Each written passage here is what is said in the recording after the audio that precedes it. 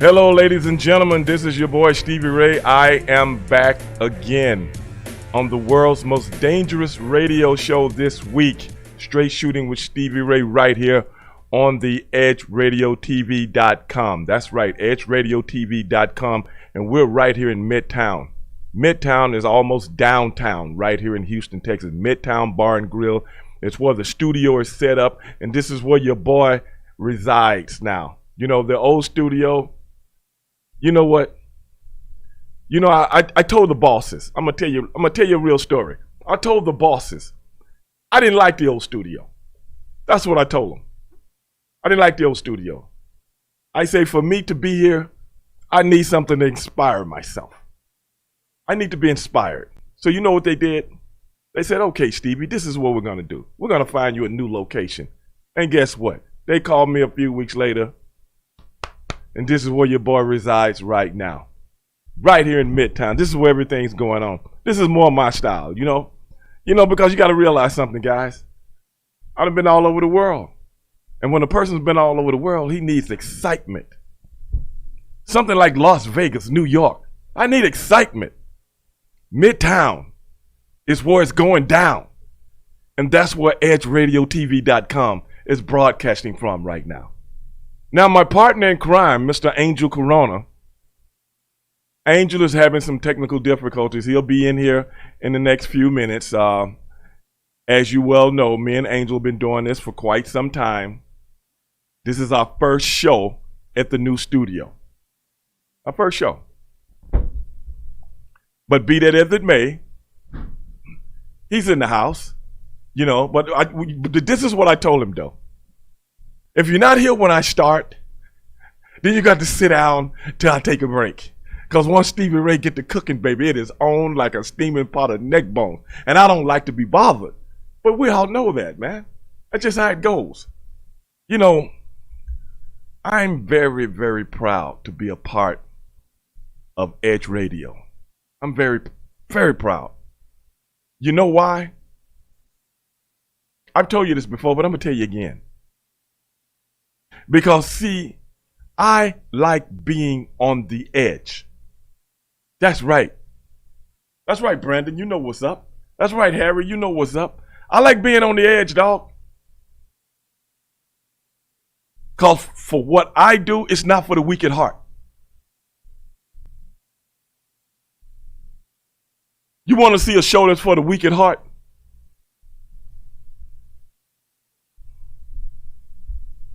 You better go watch somebody else's show, dog. Because we bring it.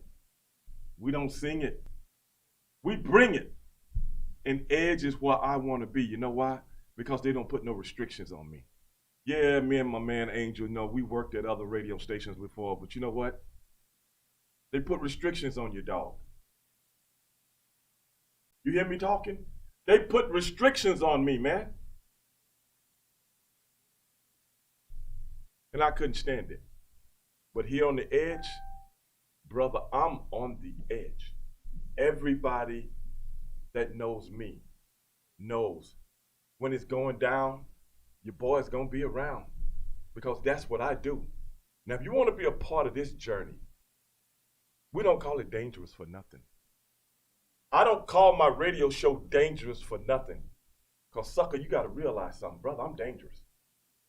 And when I start laying it down, I lay it down. So if you want to hear it, you come to the right place. If you want to sugarcoat it, plenty of other places out there to listen to. But you know how I do it. You know how we do it. That's why they call it Edge Radio. Now you guys want to check out any of the other shows, EdgeRadioTV.com. Just go ahead and download that, man. EdgeRadioTV.com. And you can see some of the other shows that's going on here on a daily basis.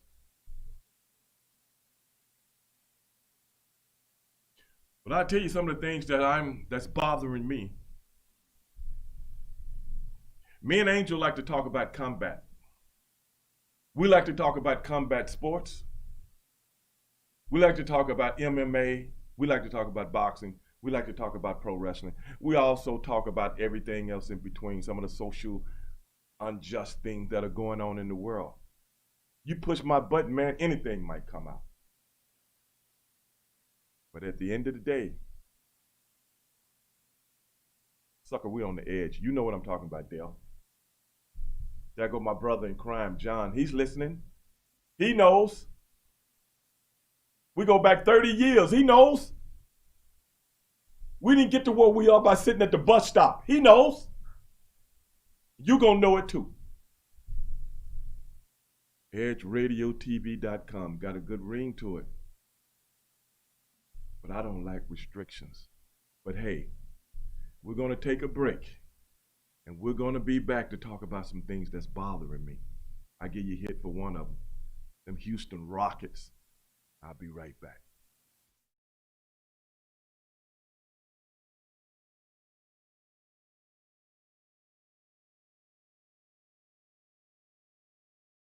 We work our whole lives to support our families. With one accident or illness, it can all be gone in an instant. Now there's a smart, affordable way to protect your family. Go to findhealthbenefits.com and discover low-cost life insurance for as little as $2 per month. Add to that a tax-deferred annuity that can help you protect your assets and grow your money for retirement. Learn more. Go to findhealthbenefits.com or call 877-235-6094. A critical illness can strike without warning and wipe out your life savings.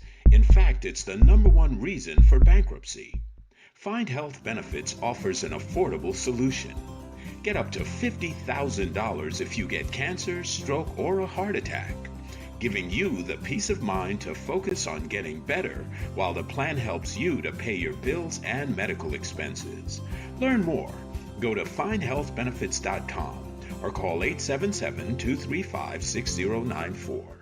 66% of seniors spend more time shopping for cable TV than Medicare plans. Most say because it's just too confusing.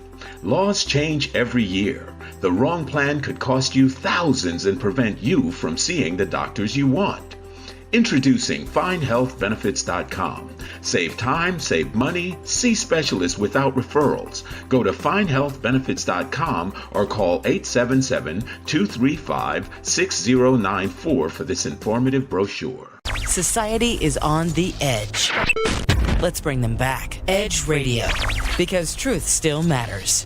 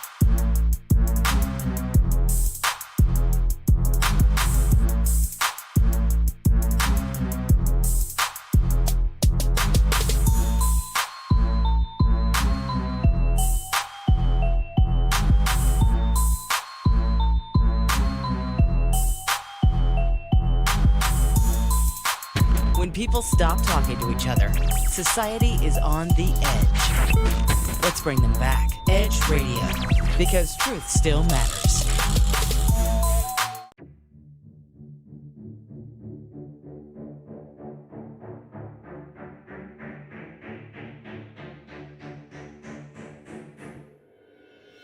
Okay, ladies and gentlemen, we are back right here, EdgeRadioTV.com, right here, Edge Radio. We're in Midtown. If anybody wants to come down and get down with us, Midtown Bar and Grill is where the studio is set up.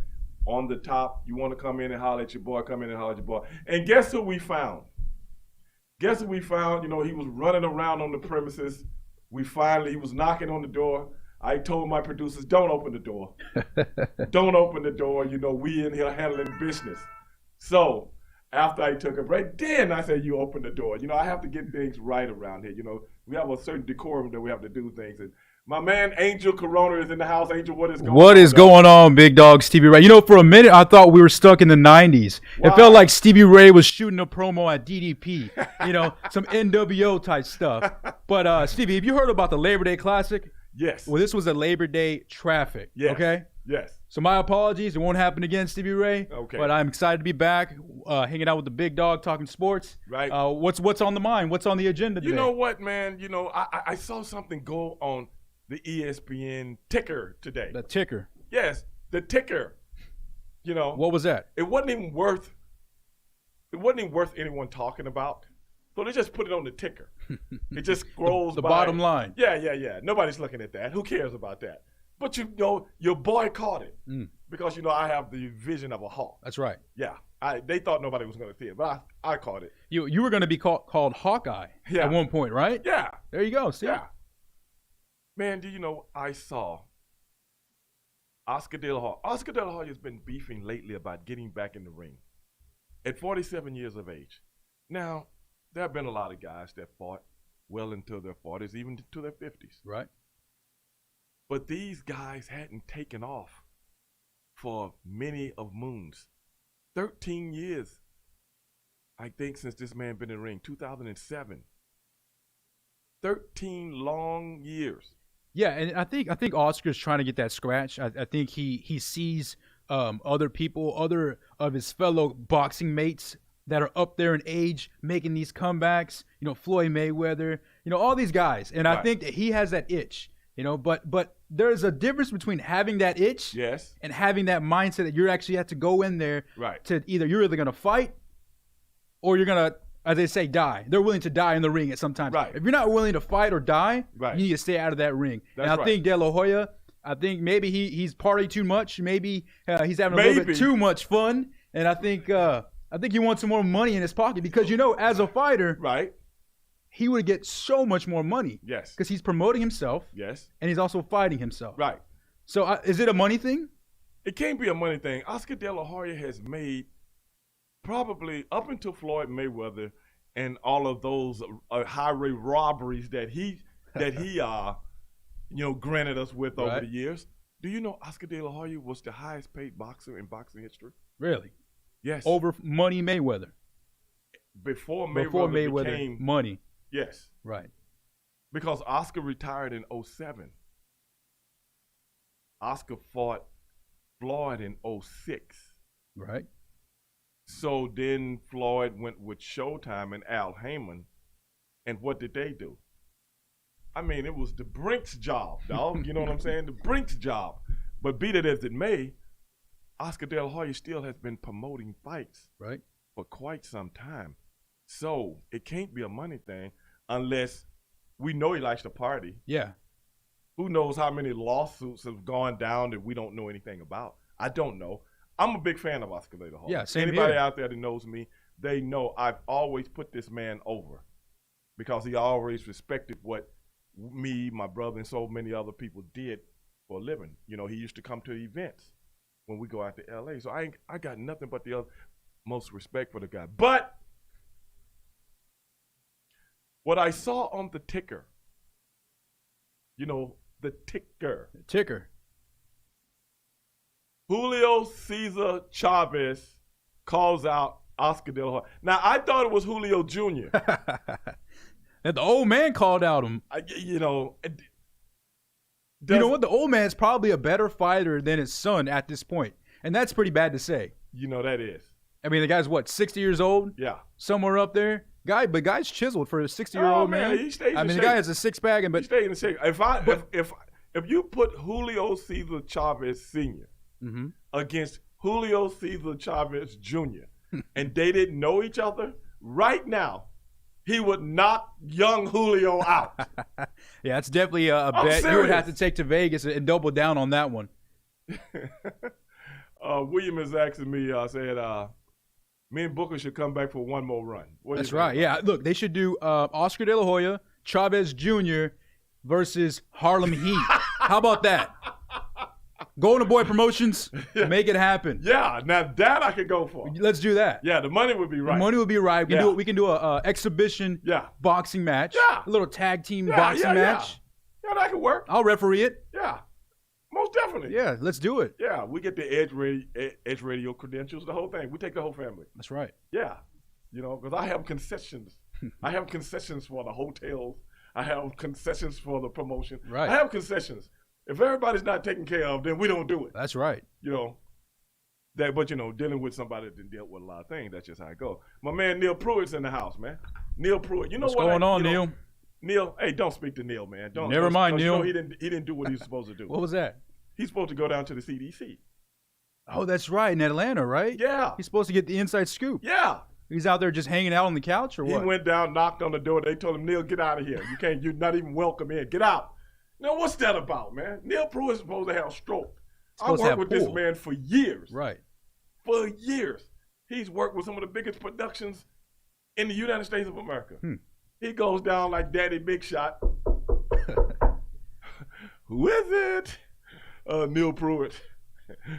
And they sent security out and told him to get off the property. They escorted him out. Yeah, man. Threw him out. I thought the man still had some stroke, man. Threw him out like Jazz from Fresh Prince of Bel-Air. Yeah, threw him out. Took the back of his collar and the back of that Buster Brown belt that he was wearing, those khaki pants that he wears, and they threw him out.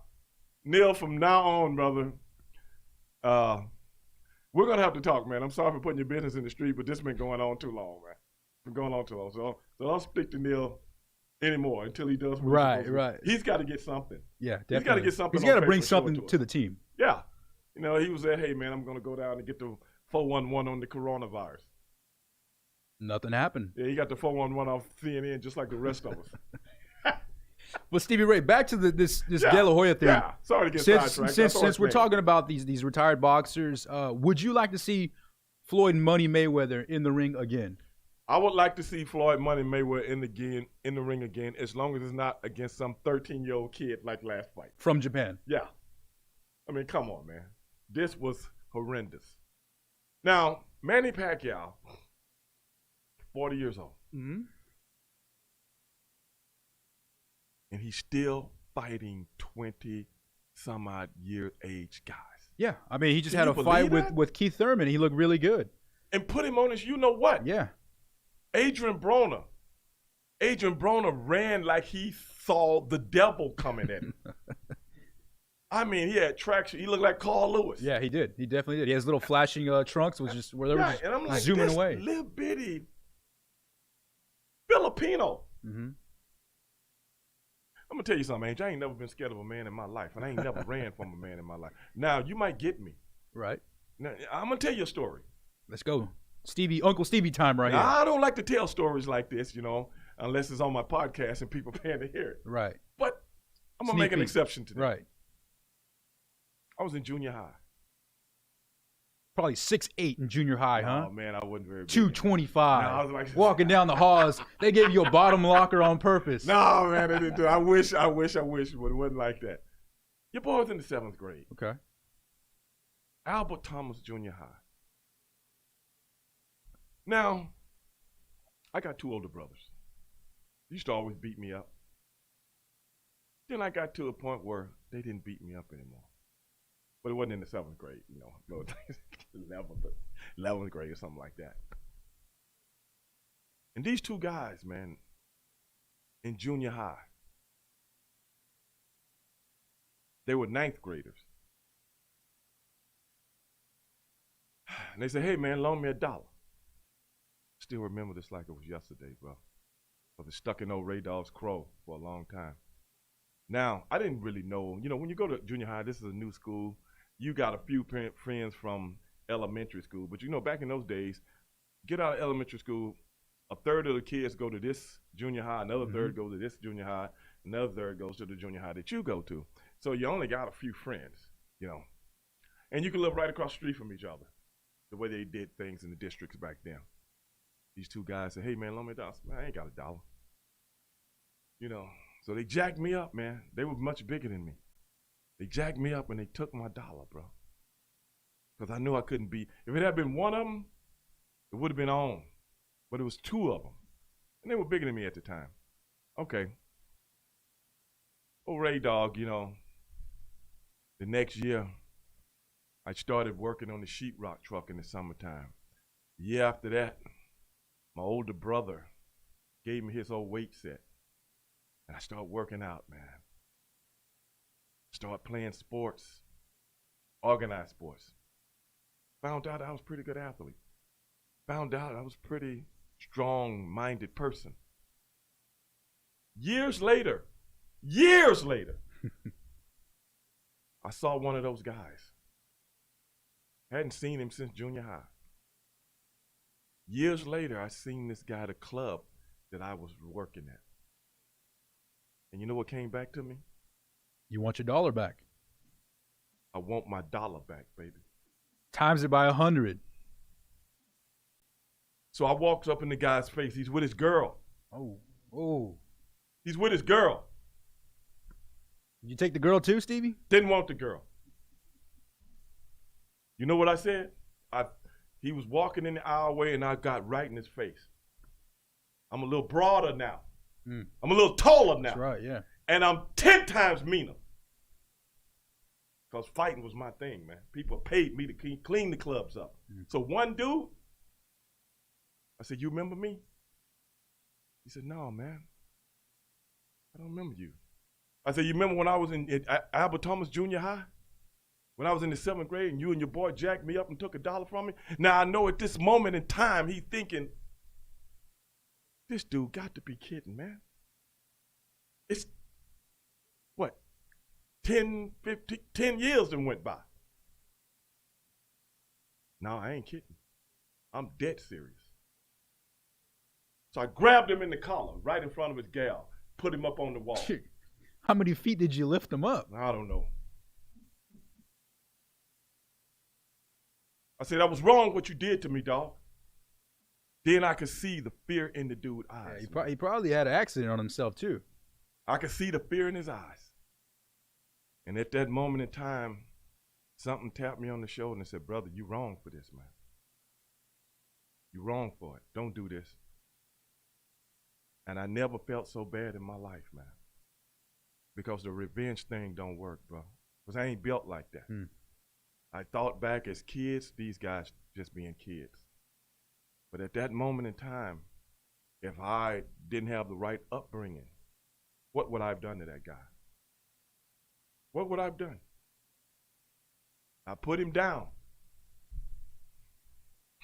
And I told him, look, bro, I'm sorry. And I apologized to his girl. And he was like, man, if I did that, I don't remember. But I apologize. So we let bygones be bygones. And the moral of this story is this. Don't be like Stevie Ray. Don't do what I did. I'm giving you permission to take his head off.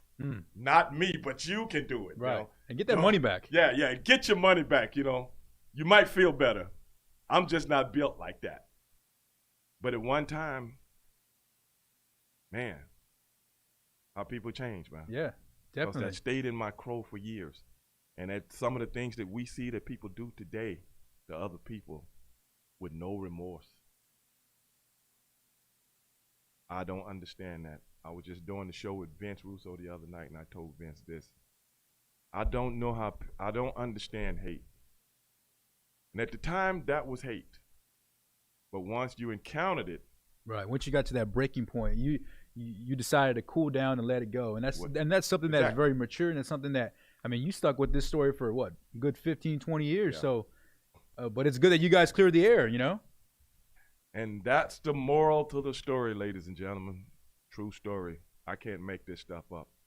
But we will be right back. EdgeRadioTV.com. Right back at you.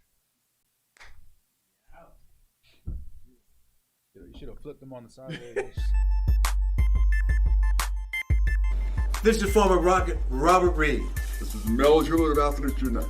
And we want to talk to you about our new program and podcast. We're talking about former athletes who are doing a lot of things in the community. Various athletes in various sports. Swimming, track, soccer, football, baseball, you name it. Former and current athletes here in the greater Houston area. All promoting wellness, health. All promoting that which makes us all better. Of Edge Radio, truth still matters.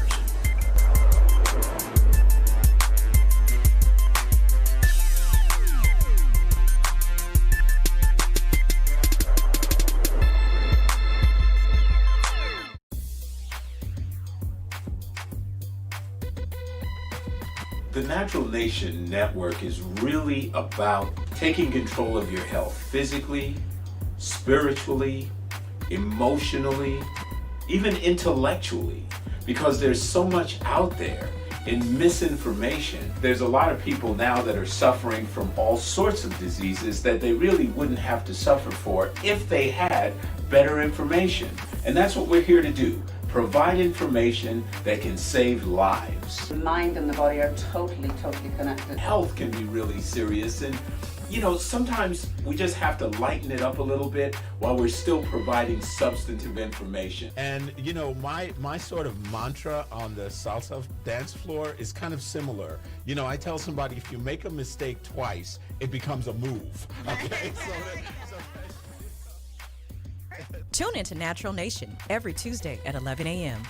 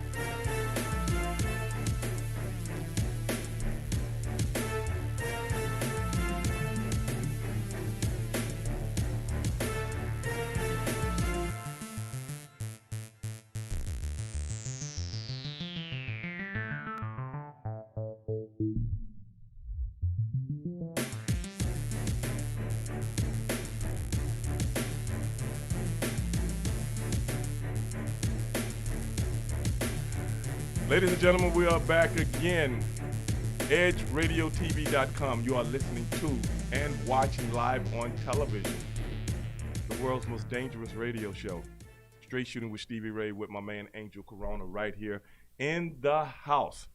Now, Angel, we just finished up with a story that had a life lesson attached to it. Yeah, definitely. I know everybody thinks I'm some big mean guy. The TV camera shows a big mean guy, but inside big old Ray Stevie Dog he's a nice gentle giant.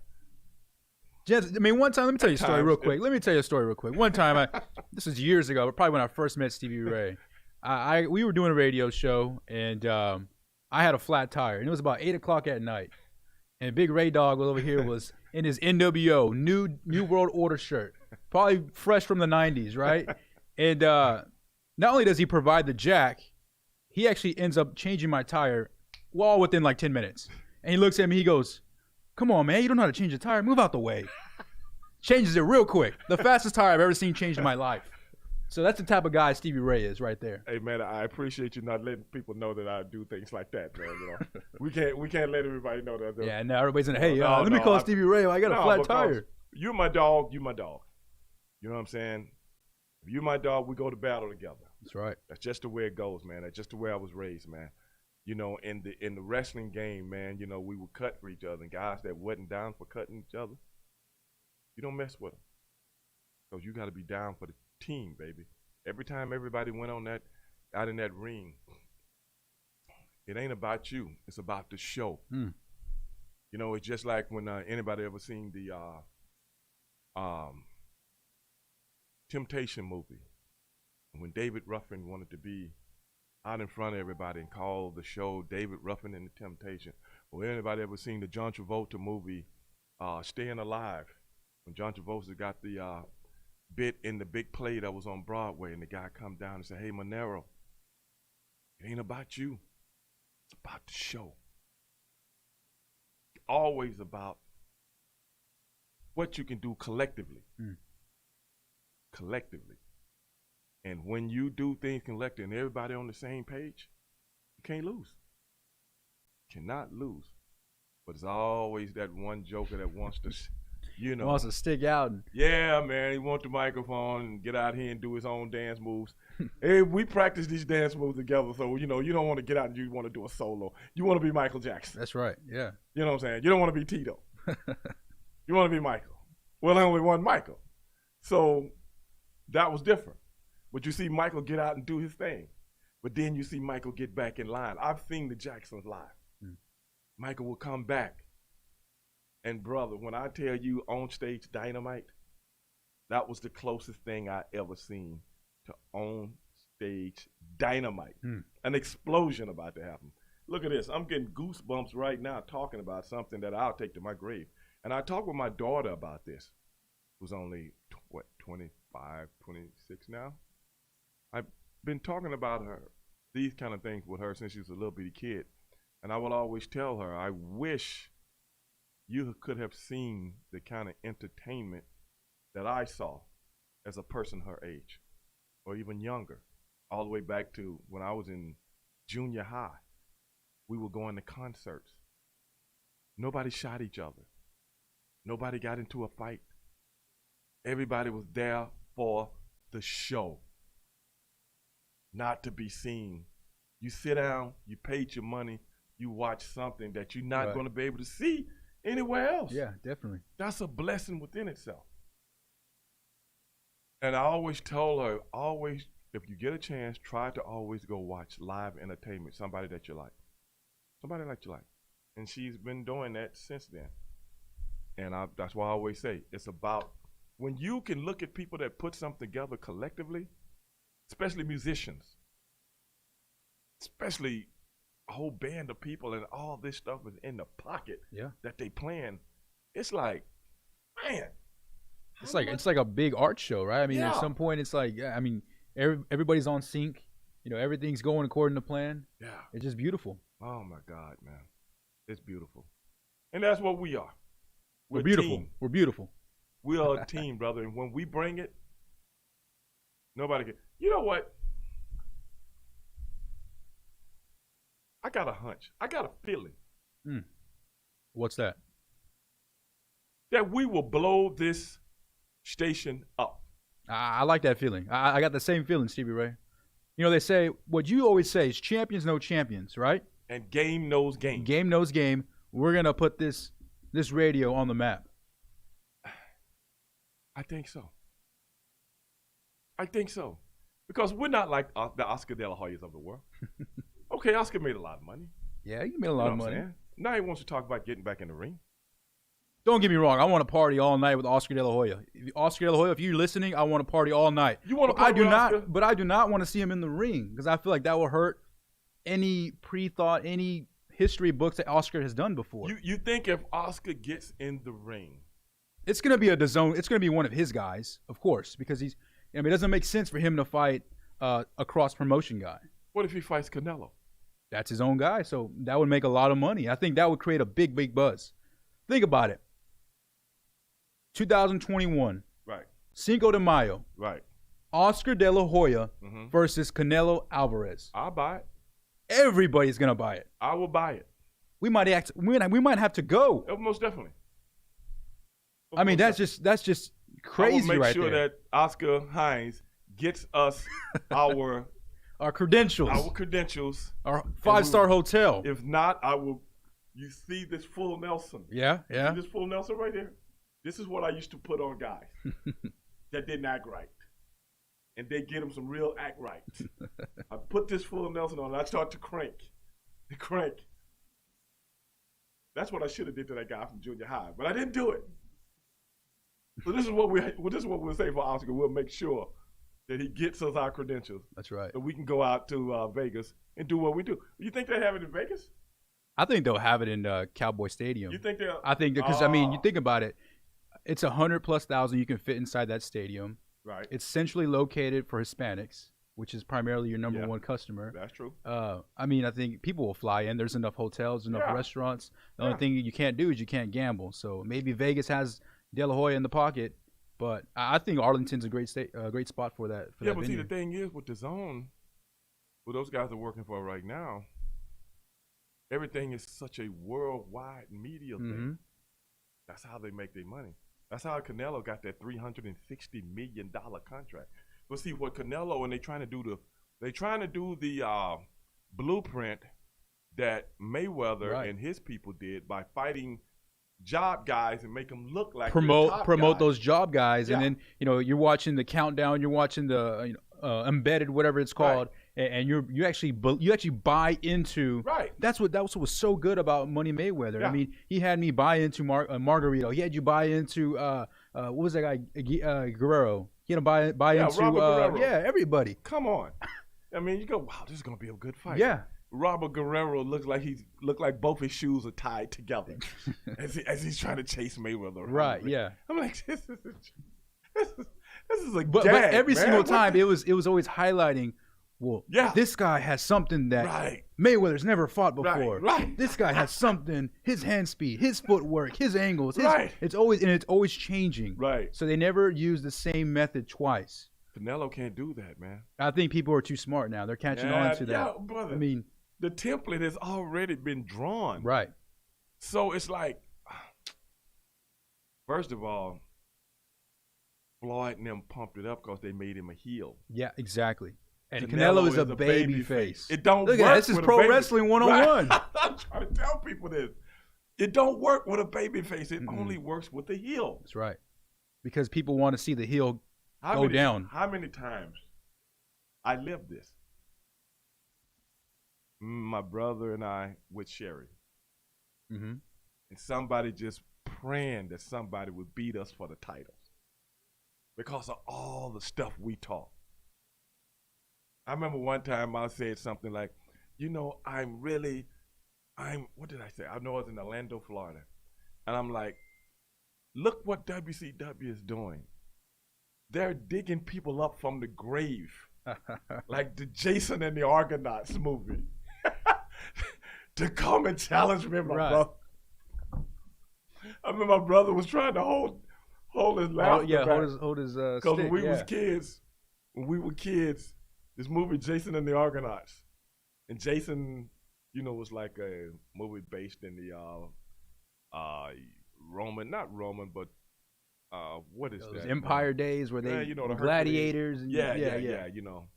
More of the Greek mythology type stuff. Jason had to go retrieve the golden fleece. And these guys on this island knew he came for it, but there's like, hey, you ain't taking the golden fleece. The golden fleece can heal, it does this, blah, blah, blah. But Jason, some kind of way, finally got it, and he trying to get away with it. And the sorcerer comes out from the three-headed hydra that Jason had killed. The three-headed hydra. He takes some stuff from his insides, burns it, takes it up top of the mountain, throws the stuff out on the ground, and he starts to pray to the gods. And then up from the ground, skeletons.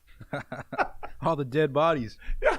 With swords. Oh wow! So that was you and your brother warriors. bringing back those skeletons. That's why I said, WCW, y'all got to bring people from the grave to, because so that's what I'm talking about. People wanted to see me and my brother get beat because we had the belt so long. It was always a new competitor. And it's like, okay, they finally going to get. And then to top that off, you guys were like out there. You guys were loud, flamboyant, skilled, right? Talking trash. So that works. Now, if we're baby faces, you know what I'm saying? You don't sell it as good. No, people get tired of them very quick. You don't never want somebody to get tired of a baby face. You want them to get tired of a heel. So that's the same thing that the template that they took to promote Floyd Mayweather. Yeah, and I think right now Canelo's at a standstill because he doesn't want to take a pay cut. On his contract, he's guaranteed at least $35 million. Yes. But with this whole pandemic going on, they want to cut it to about $15 to $17 million. Right. And he's saying, you know what? I'm a prize fighter. I'm not gonna settle for less.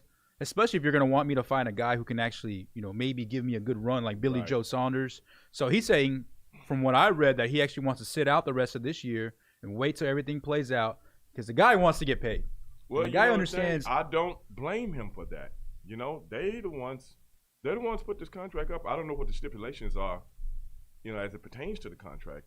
Something like this. I don't know if anybody could ever actually predict a pandemic. Right. Yeah. Whereas you can't charge people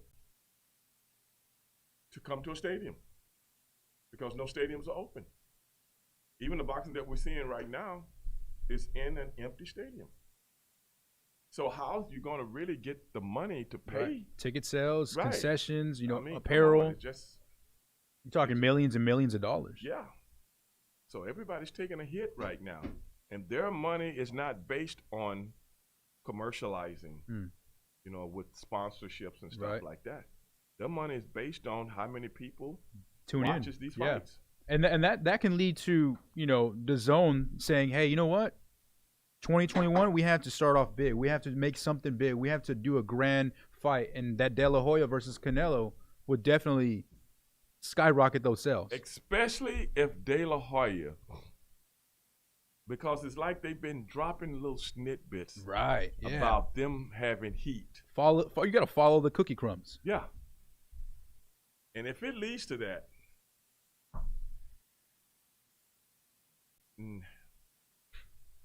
I don't know. We too close to the business. We're too close to the business. If it leads to that, De La Hoya doesn't go around, bro. I don't think he goes around.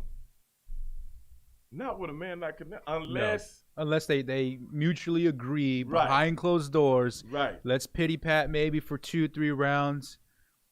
Turn it on around the 5th round, but hey, referee.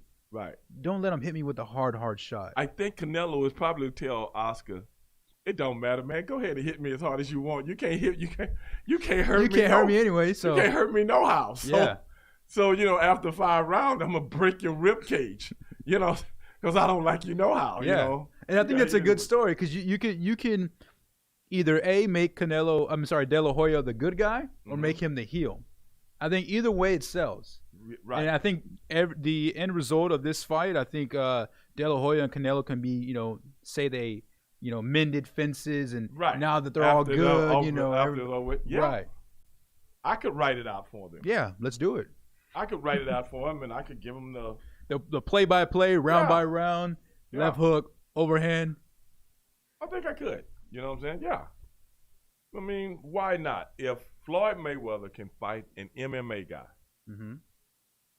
who looked like a 12-year-old girl that just got off the school bus with cotton bobby socks and plaid skirt, if he can have a fight with this guy and it makes them $1 zillion. Yeah.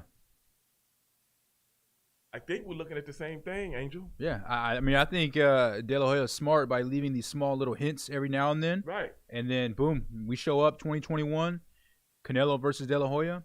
I mean, I think that would probably be the biggest fight in boxing history. You might be close. You might be right. I mean, I think it beats it's on the line of Pacquiao Mayweather. I tell you what, it would be right there with Mayweather and Conor McGregor. Because what? Floyd Mayweather, they wouldn't have to put as much money in it to promote the fight. Right. Mayweather and them put $1 zillion into that thing. And everybody got, a piece of the pie. Yeah. I mean, there are so many different cross promotions going on. Right. I think with this one, it's all in-house money. It's all in-house money. Like let's keep everything, together so we get bigger parts of the pie. I think you're right. And I think we've called it if it happens. Oh yeah, we called it right here. Oh first, yeah, we should. We usually do. We should get a piece of that pie, De La Hoya. Yeah. I think we called it. We'll promote it. De La Hoya owns a part of the Houston Dynamos, don't he? Yeah. Are they winning? Does. I don't know. Are they playing? Who watches soccer, Stevie Ray? I don't know, man. But hey, man, we're gonna take another break, and when we get back, we're gonna answer that question, man. We're going to answer that question. Who's watching soccer? But I don't know who. EdgeRadioTV.com, ladies and gentlemen, right here in Midtown. Midtown Bar and Grill, if you will. We'll be right back.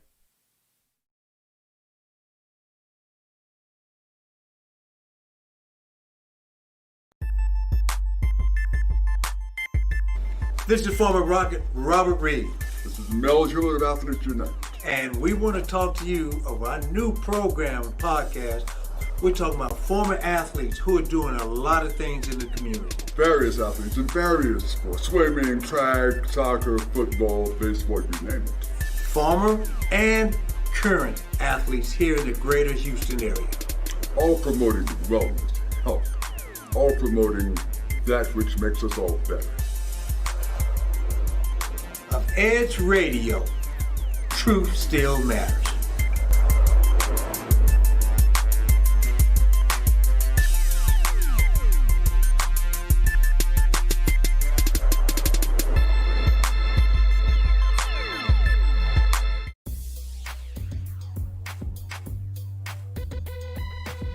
The Natural Nation Network is really about taking control of your health physically, spiritually, emotionally, even intellectually, because there's so much out there in misinformation. There's a lot of people now that are suffering from all sorts of diseases that they really wouldn't have to suffer for if they had better information.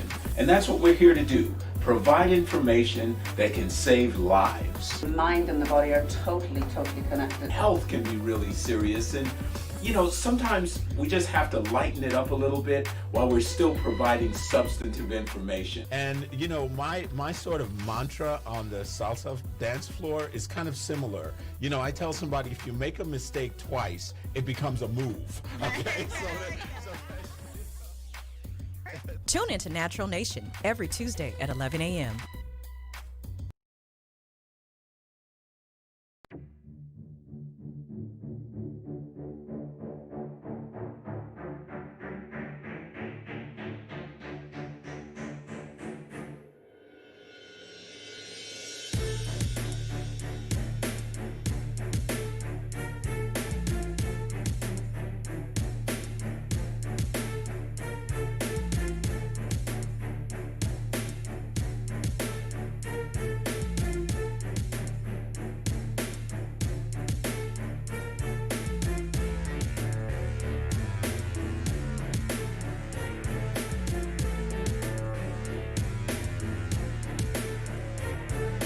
Okay, ladies and gentlemen, we are back again, EdgeRadioTV.com. You are listening to the world's most dangerous radio show.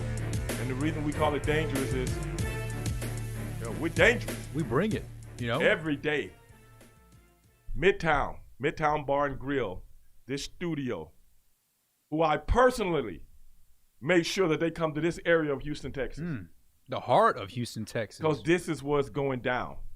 Let me ask you something. Cam Newton, New England Patriots, just granted a captain and just got announced as the starter. Yeah, definitely. For the New England Patriots. I like it. What do you think? I like Cam Newton. I think he's had a rough couple of years in Carolina, but the guy is electric. The guy is a superstar. I mean, he has all the attributes. He's big, he's tall, he's fast, he can throw all the ball, he can make all the runs.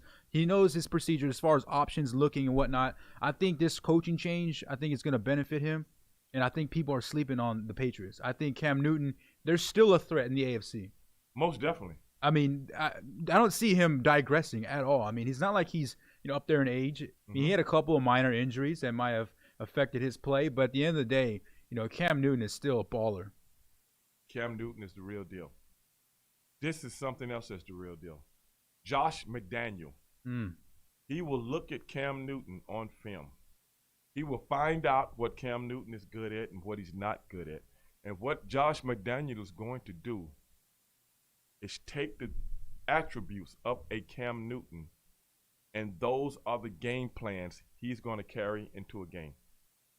I don't care what anybody says. People can talk about Bill Belichick all they want. When it comes to the offense of the New England Patriots over the last 12, 15 years, it's Josh McDaniel. I'm telling you. Listen to what I'm saying. I said it here I said it here first. EdgeRadioTV.com. Josh McDaniel. Josh McDaniel is going to be the successor to Bill Belichick. And remember, Josh McDaniels was supposed to leave town. He was supposed to take the head coaching gig. I believe it was in Indianapolis. And he pulled out last minute. He said, no, I'll stay here. They know what's up. They knew if Josh McDaniels left, Tom Brady is not the same quarterback without Josh McDaniels. And definitely, I think you're on to something because they might have had a behind-the-door conversation saying, hey, you stick here long enough, first of all, we'll take care of you financially. Right. And when Bill Belichick decides to leave, this will be your team. Right. And that's kind of what you sign up for, right? That's what you want to do. Being the offensive coordinator for the Patriots, you're like, hey, as soon as he's done, let me take over the reins. I'm telling you let me win now, a championship by myself. You watch the difference in Tom Brady's play in Tampa Bay than it was in New England. Watch the difference. And you know what the funny thing about Tampa Bay and Tom Brady pairing that's going on right now? Most of Tom Brady's career, he had maybe one weapon at most. Mm-hmm. He had Randy Moss late. He had Gronkowski. Right. Wes Welker, Edelman, whatever. Right. This year, I don't know if they think he needs all the help, but this guy has a loaded supporting cast. But Mike Evans. This is the difference. Chris Godwin. All of them. Gronkowski. Great receivers. They just added Leonard Fournette. Yeah, they just all great receivers. Mm-hmm. But they're in a totally different offense. Right. You have to realize something. Wes Walker played with the Miami Dolphins before he came to the New England Patriots. He was just a run-of-the-mill receiver. When he came to the New England Patriots, he became a superstar. Right. When he left the New England Patriots, he was back in Palookaville again. He was back in Palookaville. Okay? If you look at so many of the receivers, even Randy Moss, when he left the New England Patriots, he was back in Palookaville again. If you look at Danny Amendola, drafted by the Dallas Cowboys, went to the Rams, came to New England, became a household name, left New England, went to Miami, and I think right now he's in Detroit. Has anybody even heard Danny? Did you even know Danny Amendola we gotta send was still in the NFL? Yeah, we got to send a missing piece on the back of a milk tray for Amendola because I haven't seen him. Chris Hogan. I haven't heard of that guy since maybe 2 years ago. Yeah, Chris Hogan, big name. Right, yeah. In a Josh McDaniel offense. Chris Hogan became a free agent. Is Chris Hogan still in the NFL? Does anybody know? I don't know. Maybe he's signing up for the XFL. Is anybody getting what I'm saying right now? These guys are great in the New England Josh McDaniel offense because everything is about a first read offense. Mm-hmm. That is why it's so hard to sack Tom Brady. Yep, the ball flies out of his hand really quick. Because it's a first read. It's not scan the field and then look for the option guy. 90% of the time, first read, quick running back, running an out route. Mm-hmm. You ever notice that? Yeah. Now, in Tampa Bay, you don't have the little quick receivers. Mm-mm. Okay? These are all deep threat guys. Yep. Okay, the one thing that people didn't notice last year, but I've noticed for the last 2 years, and this is what people have been talking about when it comes to Tom Brady. What did people start doing for the last couple of years with Tom Brady? They started going one-on-one with the receivers. You draft people that can cover. Mm-hmm. So man-to-man coverage. Yep. And they're doing cover zero, which everybody goes for the quarterback except for the people holding each guy. Because that means you have to keep your running backs in to help with the blocking sometimes, which takes them out of the play. The worst thing you can do against a Josh McDaniel offense is drop 8, rush 3 or 4. Because there's always somebody open in a certain area. Right. There's always a small hole somewhere. Right. Because you don't have time to cover it because it's coming out as soon. Even if you right there, the guy still catches the ball. You know what I'm saying? You right there to hit it. Guy still catches the ball, which moves the chain. You ever notice New England hardly ever goes deep? You ever notice that? Because that takes too much time. People can get to the quarterback. Now, I want to see him be able to do that same thing when you're not calling the plays. Josh McDaniel is calling the plays because Josh McDaniel is a genius when it comes to situational. What is the best play at this time, this part of the field against this defense? Everybody think it's Tom Brady. It wasn't. Josh McDaniel. And then another thing to tie into that, Tom Brady's in a much, much deeper and harder division. I mean, those games are going to be, fought tooth and nail. First game. I mean, you don't have the Miami Dolphins twice a year. You don't have the Jets twice a year. Buffalo just became relevant maybe a year ago, 2 years ago. So Tom Brady's had it, I wouldn't say easy, but he's had the yellow brick road route. You've been in the easiest division forever. Mm-hmm. And now he's going to be, now fighting. He's in a division with the Atlanta Falcons. Yep. The New Orleans Saints. Mm-hmm. The Carolina Panthers. All teams that, they could potentially win the division. All teams that can potentially go to the Super Bowl. Drew Brees. Yeah. Ryan, ex-MVP, right? Mm-hmm. They still got Julio. Calvin Ridley. They just signed Todd Gurley. Yes. We'll see how Todd Gurley knee holds up, but that's always a plus. Carolina's looking good. They got Teddy Bridgewater. Not Christian only McCaffrey. that, they got Joe Brady, who came from where? New Orleans. Who went where? LSU. Who turned a nothing into a what? Heisman something. Trophy. Right. Ain't no punks over here, bro. No. Ain't no gimmies. Where even when you don't have a good team, you can out-coach them. Right. Or even when you have a bad game, you can still win the game. That's because what I'm saying. the team is not as good as far as talent pool. Nah, bro. So you think over or under the Tampa Bay Buccaneers win 7 games? I don't think Brady makes it through the season. Early retirement for Brady? I think Brady makes 7 to 8 games before he's chronically put on the sideline. Who's the backup quarterback for the Tampa Bay Buccaneers? I don't know who. Oh, he's going to have to play this year. Because I don't think Brady's making it out of all 16 games. These teams got great defenses. All of them. And all of them are used to shootouts. Yep. And that's why I would always tell people when I'm talking about football, New England has great coaching, even when teams are, remember a couple of years ago when they were playing Jacksonville, and Jacksonville really had them down. And Jacksonville coaching, get off the gas, get off the brake, get off the gas in the second half. That reminds me of the Texans. Oh, don't bring back that memory. And Tom Brady, and the thing was, they also had a team of guys that wasn't all on the same page. Right. Y'all not used to winning. Mm-hmm. And it caught up with you when they least expected it. And they were clearly a better team than the New England Patriots that year. I mean, just clearly. But you don't know when the chips are down. When the lights shine the brightest. Yeah. That's what got you. Now they're all fussing with each other and pointing the at finger. Each other. Yeah, and all that acting kind like of stuff. it's a WWE. Then the next year they fall apart. Yeah. Because you don't have the intestinal fortitude to be a champion. It's more than talent. Mm-hmm. It's a mindset. It's not an accident that the same teams are good all the time. Nope. Not an accident. In any sport. Because they have a winning mentality. Some people are just getting to the game. I'm just glad to be here. Yeah.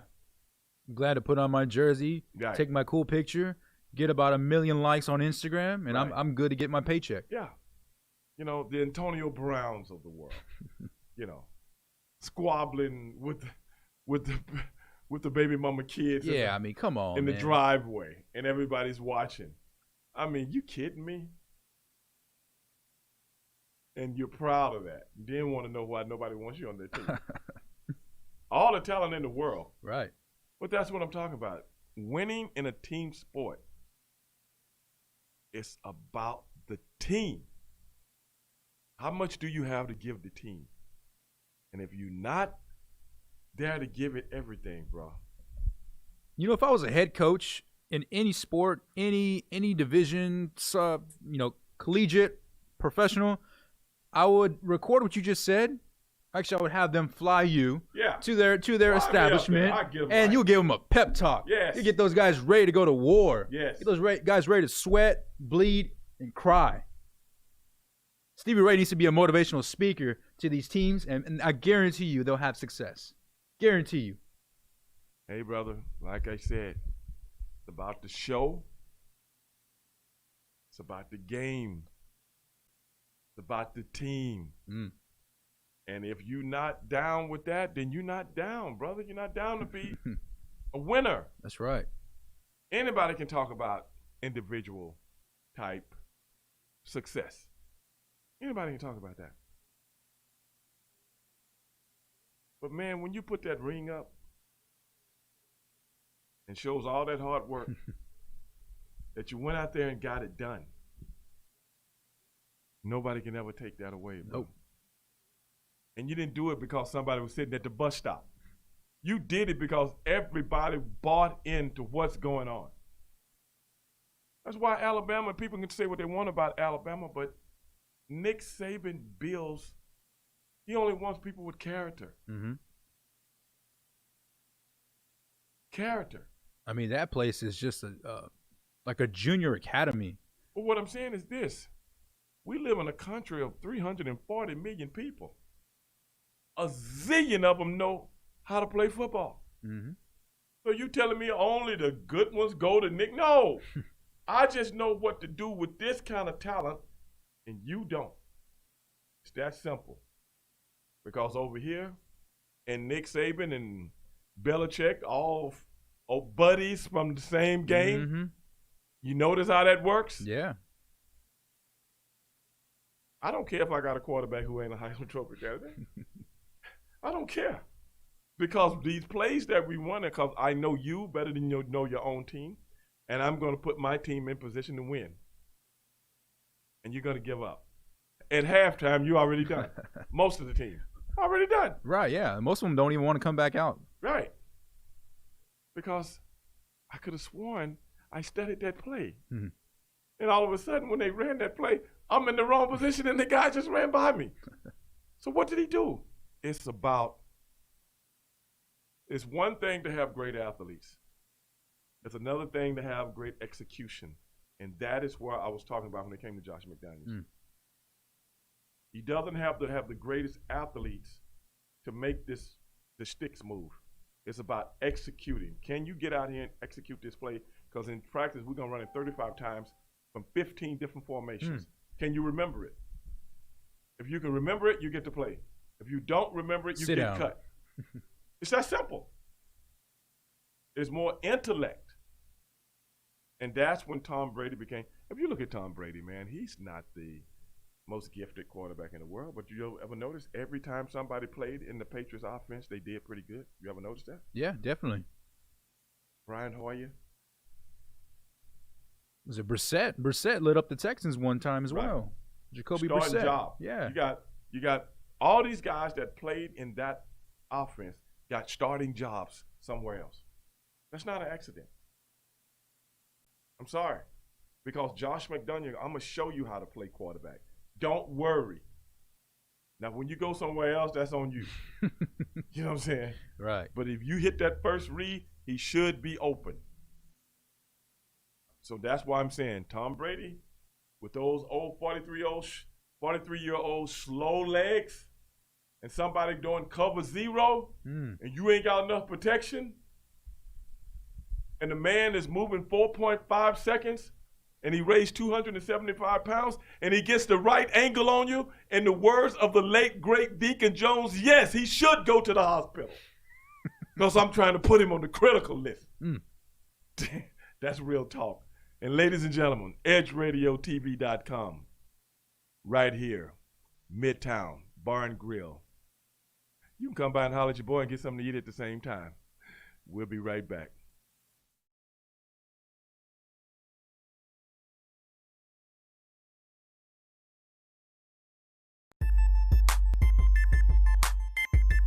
This is former Rocket Robert Reed.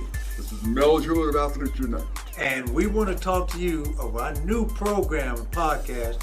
We're talking about former athletes who are doing a lot of things in the community. Various athletes in various sports, swimming, track, soccer, football, baseball, you name it. Former and current athletes here in the greater Houston area. All promoting wellness, health, all promoting that which makes us all better. Of Edge Radio, truth still matters.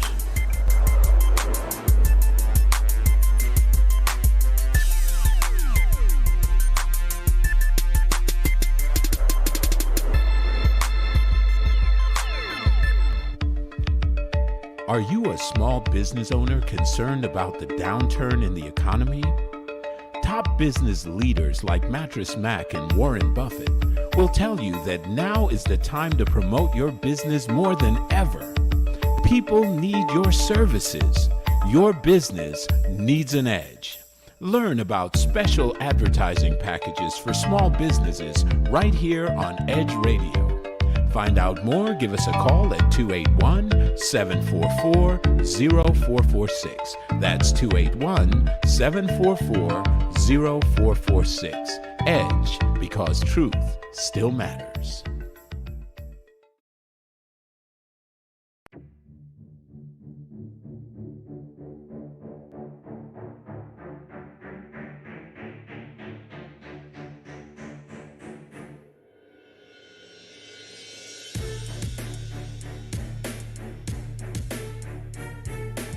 Okay, ladies and gentlemen, we are back right here, EdgeRadioTV.com. You are listening to the world's most dangerous radio show. I'm Stevie Ray, and I'm here with my partner in crime, Mr. Angel Corona. Angel, the Houston Rockets. The Houston Rockets. The right? Los Angeles Lakers. Brother, we had a walkout last week. Now they're back at it. Yeah, definitely. Is everybody focused? You know what? I think everybody is focused, and I think that those 2-3 days, however long they paused the gameplay, I think that was beneficial to a lot of people. I think it cleared a lot of their minds. I think it kind of rested their bodies. A lot of people were talking about how mentally it was just so frustrating being in this bubble. So I think that frustration, kind of venting it out, talking to other peers, kind of getting out there, I think that helped out a lot. And I definitely think that now we're going to get the best basketball. I think the Rockets and the Lakers, whoever wins this round, to me, I think wins the championship. You think so? I think so. Because I think if, from a Rockets standpoint, if they beat the Los Angeles Lakers, who are considered to be the absolute favorite from the very beginning, and they've held their way all throughout, if they beat them, their confidence is through the roof. Now, it is up to, Coach D'Antoni to make sure that confidence stays. Don't get cocky, but continue that confidence in the future rounds. But yeah, I definitely think the winner of this beats the Clippers and beats whoever comes out of the East. Now the Clippers, they looked good the other night. Yeah, they did. They looked good. What was that, last night? Yeah. Yeah, they looked great, man. But, I think their opponents were very, very tired, Yep. man. I mean, they just fought a Game 7.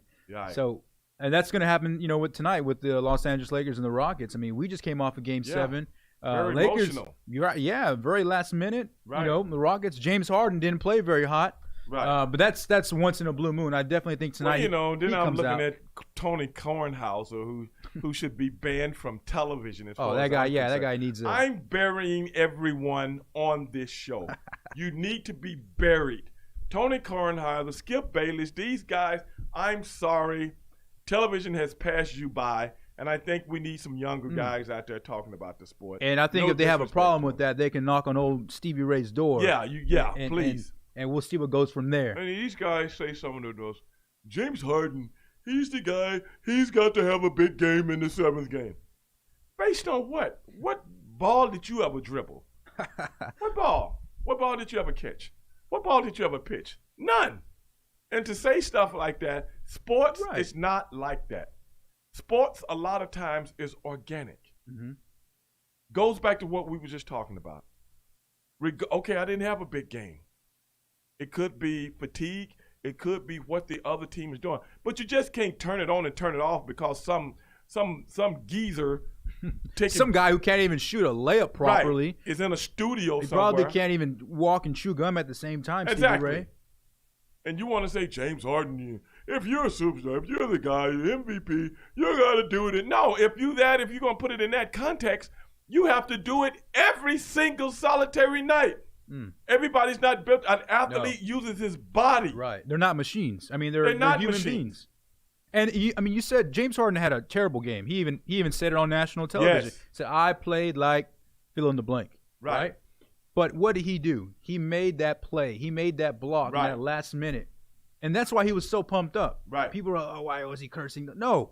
When you play like that and you make that game-saving block, guess what? That erases the entire bad game that you had. Exactly. Because you did something for your team to win the game. That's right. And that's something that you don't do all the time. That's right. So kudos to James Harden.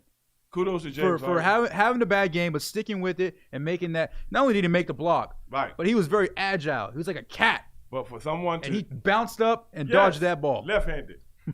For someone to just say you can just turn it on and off because it's a Game 7, then you should be able to do it every night, the same exact thing. It don't work like that, Tony Kornheiser. You imbecile, as far as I'm concerned. It don't work like that. No, you can't just push a button. You can't just push a button. Man, Kyle said, let's go Milwaukee Bucks. Well, I tell you what, Kyle. I'll tell you this. Under Tekupo need to get off his butt and bring it. Now, I think the Bucks just met. Yeah, I like the Bucks myself, but they're just in a bad matchup. Yeah, and then not only that, matchup with this team that has gotten very good in this bubble. Right. Exactly. The Miami Heat have not lost a game in the playoffs so far. I mean, they're hot. Jimmy Butler, Houston's own. Right. Jimmy Butler is just he's in a different mode right now. This guy is just, out to get buckets. I mean, I'm like Jimmy buckets. It's like without that home field advantage right now, that home court advantage, they have run into the wrong team at the wrong time. That's just my feeling. Yeah. Because I haven't seen the Heat play like this since LeBron James first got there. Their defense is extraordinary. This team is playing, man. And I know what my man Kyle is saying, but man, the Bucks could be in trouble if I mean, everybody had the Bucks winning in the series, and I think they still will win the series. But I think they're in for a dogfight. I think Miami is gonna really punch them in the mouth, and they're either gonna respond or they're gonna get ran over. Now guys are talking about that last play when he touched Jimmy Butler. I'm like this: if it boils down to that, as to why you lost the game. You shouldn't have put yourself in that position. Yeah, you put yourself in a bad position, man. A very bad position against a very good team. A team that's on the rise and starting to get the kind of confidence now. You bring a guy like that and he steals that kind of confidence in everybody else. Yeah, and a bunch of young guys out there just shooting the ball. That's tough to deal with, bro. So I want to see the Bucks. I don't want to see them get swept. I want to see this thing go 7 games. I want to see all of them go 7 games, man. I'm serious. You want them to show up to the NBA Finals just completely everybody go to war. I'm just so into sports being back right now. I don't want to see anybody just take it out real quick and stuff like that because of the bubble. Because of the bubble, this is one thing. How many times you have seen a team have to go 7 games and another team went 4 well games, rested, right? Yeah, and they are rested, but the team that went 7 games got an advantage because they didn't lose anything. Right. But in the bubble, it's not like that. It's totally different. I'm sitting at home just waiting. I'm sitting at home waiting for you to come out your hotel room. I'm not waiting for you to get on an airplane and fly. We got to get that rhythm back. Yeah. No, brother, we still out here practicing in the same place. I can go downstairs and shoot some hoops, maybe practice some free throws. So everything inverted right now. Yeah. And I think the travel definitely helps these players as far as on their legs and, deal with the jet. I mean, you know about this. Yeah. You traveled all around the world, touched every continent. Besides Antarctica, but I mean that travel has a fatigue on your body. Yes, especially imagine going playing basketball. As soon as the game's done, hey guys, shower. We'll give you an hour. Boom, we're gonna head out. Right, and then you're sleeping at whatever time you can. Whatever, and the flight might get there at 3 o'clock in the morning, stuff like that. So you're sleeping, waking up, sleeping. I mean, it's just a fatigue situation. And now, like, I mean, they just play basketball, go up to their 5-star hotel and hang out, go to sleep, do whatever they got to do. Right. Do it all over again. Do it all over again. And so I think that's why we're getting such great basketball play from everybody. Right. I think outside that game, was it Game 5 when the Rockets blew out the Thunder? There hasn't been much bad basketball. No, you're right. And if you like the game last night with the Clippers, I think that was more fatigue. Mm-hmm. And not only that, the Clippers were on, and both their superstars were on last night. So, you know, they were just tailor-made for what happened last night. Just tailor-made for it. But, man, I'm excited, man. Football starts next week. Oh, man. I'm super excited for football. I mean, that's next week. That is the number one thing I'm looking forward to out of this pandemic, out of this whole situation. Now, you know, we might be doing a live show. Ooh, the rumors are true. We might be doing a live show out on the patio. Out here in Midtown. Out here in Midtown doing a live show. Yes. Rocking and rolling. I'm telling you right now. Monday Night Football. Yes. Ooh. Or either Thursday. Or Thursday. Either one. It might be going down in Midtown. There you go. I like that. Has a good Do ring you hear to me? it. Might be going down in Midtown. There we go. Yes.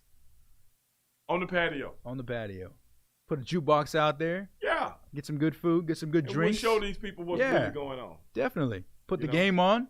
Well, the thing is, what I was thinking about, what I was talking about with Oscar, sometimes Oscar doesn't want to listen, man. You know, so I have to really. You got to put him in a chokehold for a little bit. You know, show him what's really going on. You know what I'm saying?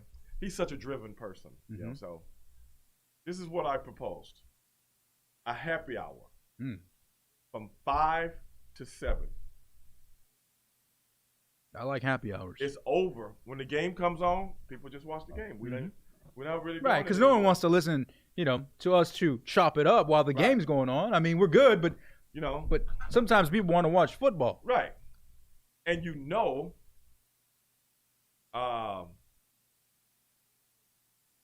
I think it'll work. 5 to 7, happy hour, right here, Midtown Bar and Grill. We promote that. Stevie Ray and Angel Corona. And what did Oscar Hines say? He liked it. Smart Fortunately, he liked it. Smart man. He liked it. We can get a couple of sponsors. Corona. There we go. Let's hit up Corona. Coca-Cola. Budweiser. They got budgets for things like this. Right, yeah. I'm a minority. You're a minority. That's right. But when we get through with it, we're going to be a majority. Majority owner. So that's what I'm saying. Yeah. We will turn this mother out. We got the right producers. Yeah, we do. You on board with us? Hey, brother, it ain't but one way to do it. It ain't but one way to do it. Now, you tell me we will have Midtown rocking, baby. I'm talking about rocking. It's going to be on like a steaming pot of neck bones, dog. Ooh. It's going to be on. And if they, Mel Keith. Hey, what's up, Mel? What's going on? In the mountains of South Carolina. He's hiking in North Carolina, South Carolina. Well, better you than me. I don't want no grizzlies. Careful. Yeah, be careful for those mountain lions. Yeah, I don't want those no mountain lions. grizzlies just hanging out there, chasing me. being hungry. I already got chased off an island. That's their happy hour. Exactly. I already got chased off an island. I don't want to get chased off a mountain. No, sir. I'd rather be right here in Midtown. Oh, I'll be right here in Midtown, man. Hey, I think we can make it happen, man. Yeah, definitely, man. I mean, this is a good, beautiful area. Yeah, this is a good area. I mean, people around here like to do happy hours. They like to hang out and have fun. We get the right setup, the right TVs. You know, put the lights on, and Big Stevie Ray, he knows what to do. Hey, brother, it'll be people here. The only thing we have to do is promote it the right way. We social media it the right way. We do it live the right way. And I'm telling you right now, this would be the place to be on a Monday night. Oh, yeah. We have them standing in line, bro. Yeah, that's right. We have the parking lot, like, backed up. People parking on the streets. Yeah. You know? Have it backed up. That's what I'm talking about. Now, that is what I proposed. But I haven't heard anything since. So what do you think? What do you think Oscar's thinking? I think we got to send Oscar an email or a memo or something to make sure we put on there urgent because football's coming up. And we got Thursday Night Football starting with the Kansas City Chiefs and the Houston Texans. Yeah. Speaking of the Kansas City Chiefs and the Houston Texans, we haven't talked about the Houston Texans. Man, I'm I'm still stinging. I'm still stinging from last year's playoff. I mean, we were up, Stevie Ray. We were up. I was gonna book my flight to go to Tennessee, Stevie Ray, so I could see the AFC Championship game. Right. Because I thought they were gonna, play. And guess what? What? They lost. Not only did they lose, they had the lead, but they were playing to lose. If that makes any sense. If you remember that game, the same way they got the lead is the same way they gave the lead away. A big interception, a big kick return, and a fumble. That's how they got the big lead, and then all of a sudden they do the same thing. This is what it boils down to. I've been saying this for the last few years, all the way when we was on the other radio station. I am not sold on Bill O'Brien, bro. Because I think they lost that game not because of talent. No. They lost that game because of coaching. Right, yeah. I mean, definitely. There was definitely some coaching errors there. And not only was it lack of coaching for us. Defense and offense. Yeah, but I think the Kansas City Chiefs coaches knew exactly how we would react, and boom, counterpunch. Boom, counterpunch. I mean, we were doing fake punts. Right. Fake punts. And when you have a 21-point lead. And 49, Sorensen. If you look at Sorensen on that play out there, I remember talking with my friends about this. That guy knew the play before they even ran it. They put the camera on him. And Sorensen watched the Texan guy walk this way. Then he watched him walk this way. Then he watched him walk back. He's like, please don't tell me y'all finna try to fake punt on me. And as soon as they snapped the ball, he zeroed the guy. And I was like, maybe they didn't have an audible to come out of that. They should have punted the ball. Yeah, definitely. Because what I'm talking about on that play, put them in field position, boom, they scored right after. Or even if you just kill some clock, that would help out a lot. I mean, because you would have probably eliminated maybe one touchdown. What you did was you gave them momentum. Yeah. You gave them confidence. You're like, okay, we're back in this fight. Half the field with this guy quarterback, which gave us a touchdown. Then, boom, we right back in it. Yep. The interception and doing the kickoff, the guy runs the kickoff 60-something yards back. They right back in it. Boom. It's a tie game now. So it's going to be interesting to see what kind of coaching mindset the Houston Texans have this Thursday. Are they going to kind of be more conservative, or are they going to go straight for the punch? Let me ask you something. The running backs, David Johnson, they brought him in from the Cardinals. How do you let Carlos Hyde go?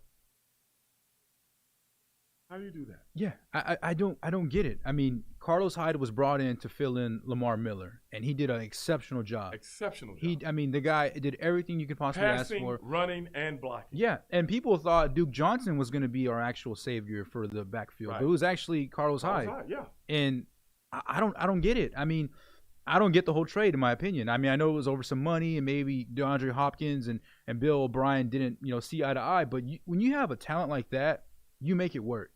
Regardless, you make it work. Two of the biggest offensive threats last year are gone now. One guy, arguably top 3 in his position in the league. That's 1,700 people in the league. And you're mentioned in the elite. And then you want to talk about the conversation I had with you reminds me of the conversation I had with Aaron Hernandez. What, this man's a murderer now? Goodness a schizophrenic? Gracious. Yeah, I know. Bill O'Brien is just something else. I mean, really? Well, it's kind of uncomfortable. They say with his baby's mama coming around. He kept bringing his baby mama around practice. Who cares? She ain't playing. What is she asking for, diaper money? I know, right? While he's on the field practicing? Andre, they can't snake diaper. I mean, what's going on, bro?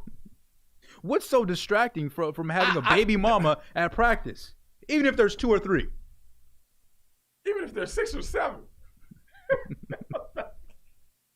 They can't come on the field. Why are you worried about them? Yeah, don't you got to be like doing some coaching or Yeah, doing don't some you type should be of? writing up You a got to be play? like leading an organization because he's a GM apparently, Right. And leading some. Yeah, And that coup that he put on, that coup d'etat that he put on. Yeah, that's what that was. Inverted coup d'etat. That's what he did. He waited for the old man to die. And I hate to put the things in this context, but he knew the man was terminally ill. Mm-hmm. He didn't have long. So I'm going to get into the son's ear. Mm-hmm. And then when, because the old man was like, oh, no. The old man dies. What is he? Gets in the son's ear. Now we don't need a GM. Are you kidding me?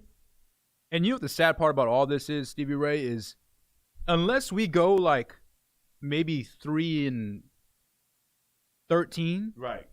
then he's going to be stuck in this position. He's going to keep this job because I think at worst we're still a 7-8 game winning team, which is going to keep him in line to have that job continuously. Unless we just like completely wheels fall off, win 2 games, win 3 games, then change will happen. So as a fan, I'm not saying I want us to win 2 or 3 games, but at the same time, I don't want Bill O'Brien driving that truck for not much longer. I've been saying it for quite some time. Nobody listened to me.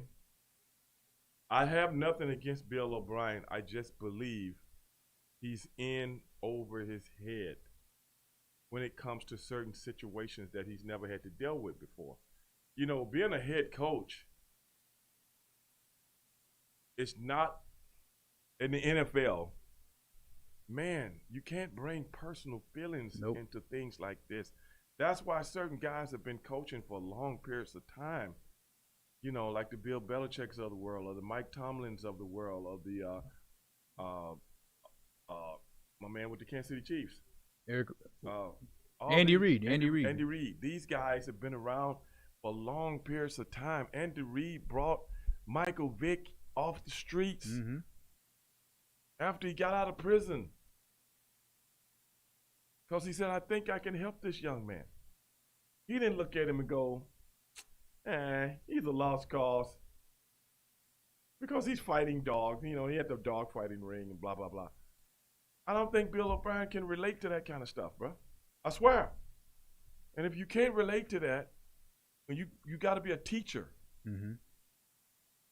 And instill confidence in young people. Not take it away from them. Because now, if you get rid of Carlos Hyde, you don't bring him back, and you don't bring DeAndre Hopkins back, so on and so forth. How do I really feel about you as a player? Now I feel like I got a halo over me. If that makes sense. Yeah, like you got a target on your back. Right. If you don't act a certain way. And you really don't care about me. Right. I really don't have that closeness. Yeah. I mean, think about it. From a player's perspective, if you're on that team and you see potentially the best player on that team leave because the coach didn't like him, that to me doesn't make any sense. No, not at all. I mean, he blames it on money, contract talks, whatever. But you can always figure that out later. Couldn't afford him. Yeah, whatever. You get a David Johnson who hasn't played in the last 2 years. But anyway, be that as it may, we're going to have to take a break, ladies and gentlemen. This is EdgeRadioTV.com. We are right here, Midtown Bar and Grill, and we are laying it down, and we'll be back.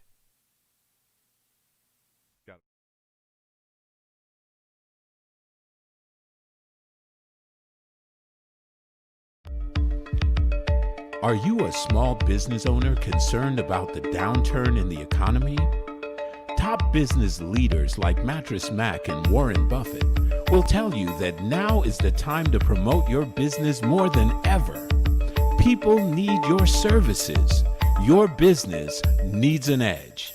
Learn about special advertising packages for small businesses right here on Edge Radio. Find out more, give us a call at 281-744-0446. That's 281-744-0446. Edge, because truth still matters.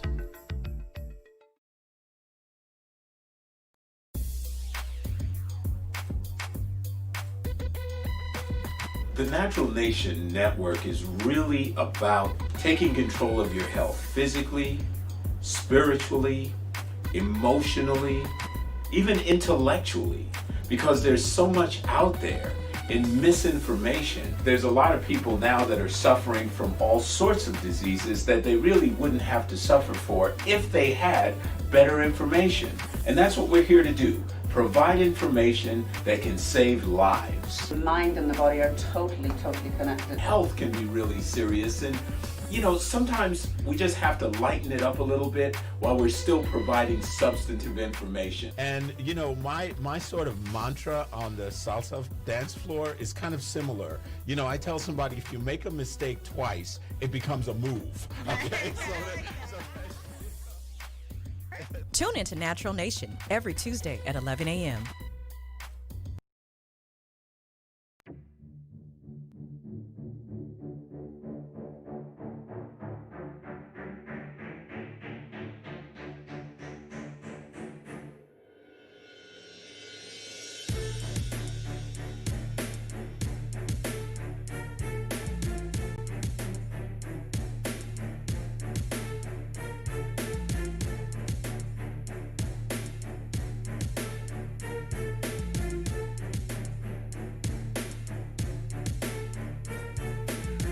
We are back, ladies and gentlemen. EdgeRadioTV.com. I am Stevie Ray, and you are listening to the world's most dangerous radio station, along with my buddy, partner in crime, Mr. Angel Corona, and we were just discussing the Houston Texans and Bill O'Brien. And next week, Thursday night football. We got 2 games next Thursday, right? Do we? Is it 2? I want to say it's just I the thought Texans it was one versus early the and Chiefs. one late. I'll double check that for you. Maybe they're not doing it this year because of the coronavirus. Yeah, I mean they're still playing in stadiums, but yeah, but see, usually it's going to be an empty house. Every Thursday game starts with 2 games. I know they typically have that Hall of Fame game. No, that's during the summertime. During the what? No, they would start out with 2 games. Maybe. No, every Thursday start. It'd be a West Coast game and an East Coast game. Well, it's showing only one game Thursday night, 7:20 p.m. They're probably not doing it this year then, because one game there's will start two. Okay, there's 2 games on Monday night. Oh, okay. So you got the Steelers at the New York Giants, and then you got the Titans at the Broncos. Okay. So they may have switched it up this year. Maybe doing 2 on Monday instead of 2 on Thursday. But hey, I don't care if they got one game the whole weekend, right? Man, tuning in, watching all the commercials. You know what I had to do? What's that? A couple of weeks ago, I had to watch the Indy 500 with no fan. You were telling me about that. Yeah, how'd you feel about that? I hated it. Did you hate it because you weren't there in person, or was it because it was just not the same feeling as far as the audience? I wouldn't want to be there in person unless somebody else is going to be there with me.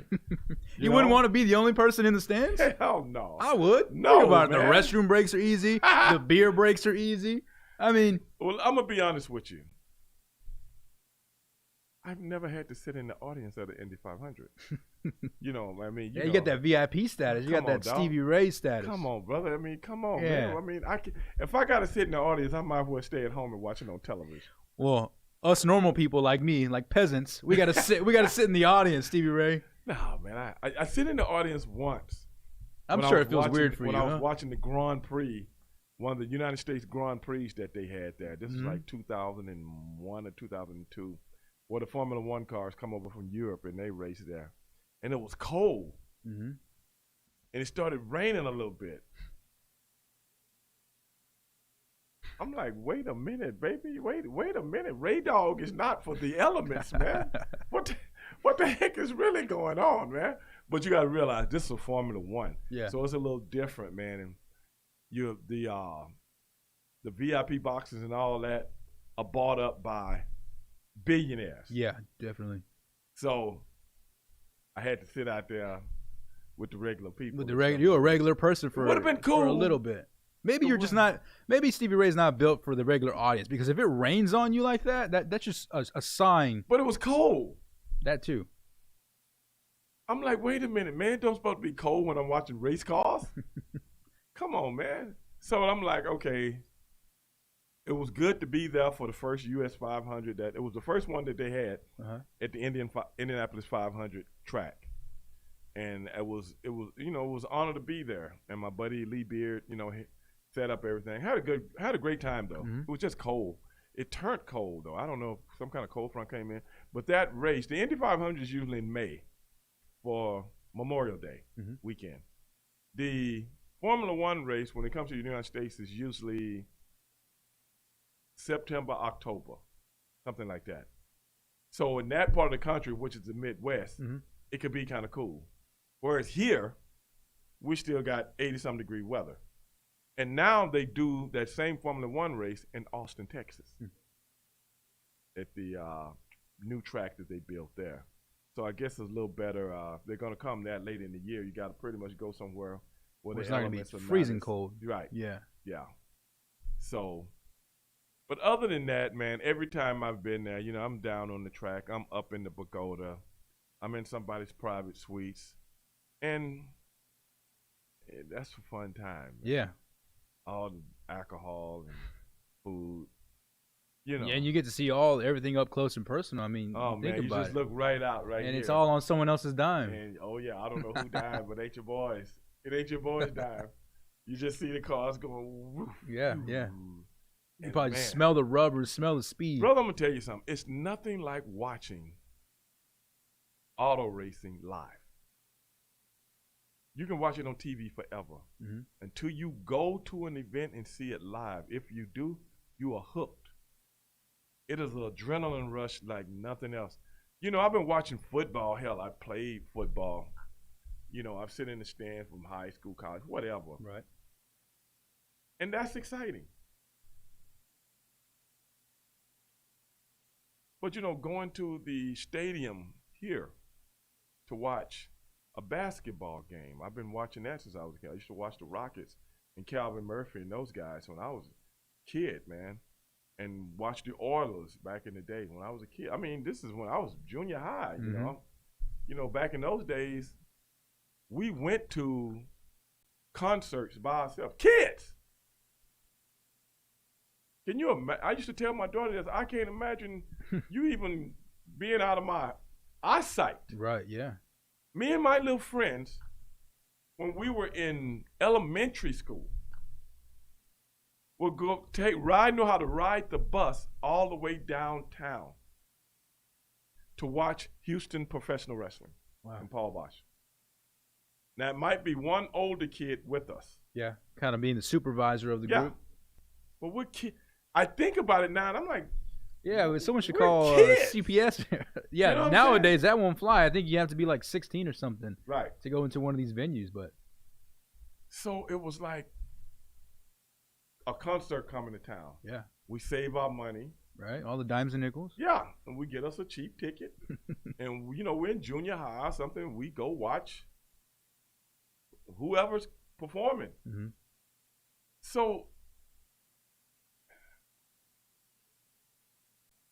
that became so routine, if you see what I'm saying. Seeing the best groups in the world perform, the best singers in the world perform, even the rodeo. We go to the rodeo and somebody, similar to how it is now. And, was certain, they always had a night for us. They always had a Tejano night and stuff like that. And that was great, man. That was great. Nowadays, it's totally different, man. But I'm just saying, as kids, we got to experience a lot of things that kids today just can't do, man. Yeah, definitely. Unless they got somebody grown with watching over them, looking at them. I mean, people are just afraid for their kids to be somewhere alone now because everything that's so prevalent today. I mean, with this, trafficking, what I'm saying, human trafficking and all this kind of stuff going on nowadays. I mean, you know what? My mother, God rest her soul, I don't think she ever had any trepidations. She's probably like, I'm glad you're gone. Get out. Just come back. Just come back when the food's ready and the lights are off. Yeah. Well, even when we was outside playing in the neighborhood, you had to be home before the street lights come. Yeah. As long as the street lights come, we didn't have phones and stuff like that. Say, hey, I'm over at somebody's house or something like that. No, you got to be home before the street lights come on. And if the street lights come on, your mom might be mad or something like that, but nothing. She'll get over it. Yeah, nothing, really. As long as you go to school the next day or something like that. But that's the thing; they didn't want you out too late. You know what I'm saying? You finish your homework. You know what I'm saying? And, hey, mom, can I go out and play? Yeah, you go out and play. You know what I'm saying? It was kind of structured and stuff like that back then. Yeah. Now I don't even know if parents even. I don't know, man. This is just. I was actually part of that. I mean, we're not the same age, but I was actually part of that group where I would go out, play, and lights came on. Boom, you got to go home. And there was probably about a good 5 to 10 of us rolling deep. You know, I have 4 brothers, and I'm the youngest, so we definitely did all that. Our childhood was just like that. You know, going to someone's friend, go play basketball, go do something. Right. You know, I didn't have a phone as well. You know, maybe until I was like in senior year. Right. But by then, you're kind of just doing other things. But yeah, like growing up, there was a park right across the street. There was a school across the street. Right. And everybody lived in that same apartment complex, and we all just hung out. Had fun, did our thing, and then boom, whenever lights came on, you hear people's mom calling, "Hey, David, hey, Angel, hey," Right. So that to me, it's a missing element, but I get the other side to it too. I mean, there's a bunch of weird stuff going on today. Yeah. Like, if something were to happen to your kid, like, you would feel guilty, right, and you would feel like that's your fault. I remember my brother. These people come through the neighborhood. And they recruit little kids like my brother. Now I'm thinking about these things now, like how people could have been, stolen. Something could have happened wrong. And what they were doing, my brother and a couple of his little friends, they take them and put them on the corner and give them a box of candy. No. Oh. Flowers. What? Yeah, flowers. And they're sitting there selling them on the corner. And people, how much? Oh, it's $1, and blah, blah, blah.